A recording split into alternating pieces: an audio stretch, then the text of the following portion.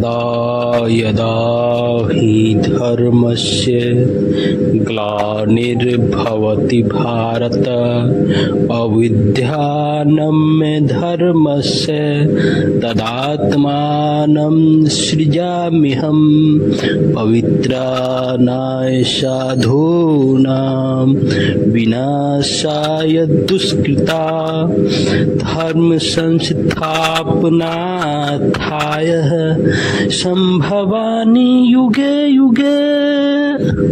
जय श्री कृष्ण। आपने कर्ण जन्म स्टोरी में, आपने पिछले एपिसोड में आपने देखा,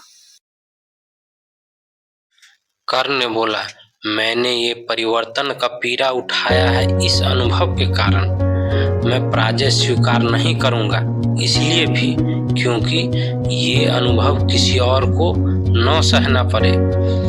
मेरी सहायता करें महोदय, मुझे बताइए कि अंग की प्रजा को नया जीवन कैसे दिया जाए। तो प्रजा बोला जीवन तो जल से मिलता है अंगराज, वर्षों से ये लोग प्यासे हैं, इन्हें केवल जी सकने योग्य मात्र में ही जल मिलता है अंगराज।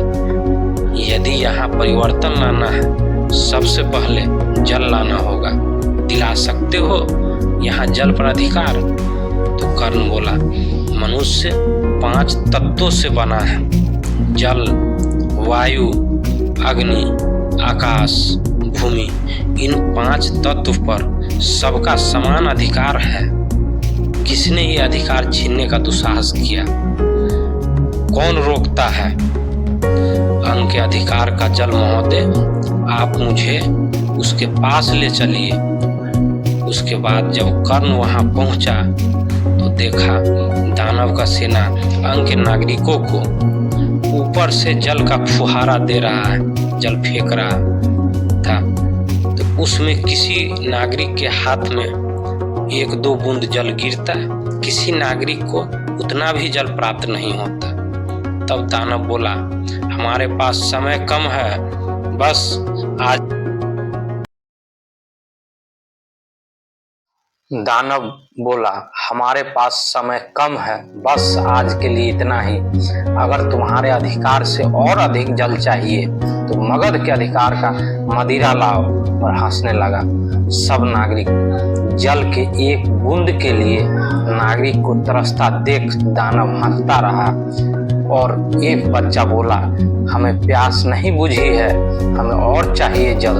तो दानव मुस्कुराते हुए बोला मैं तुझे प्यास बुझाता हूँ, और मदिरा ऊपर से देने लगा। तो बच्चा बोलने लगा मुझे जल चाहिए, मदिरा नहीं।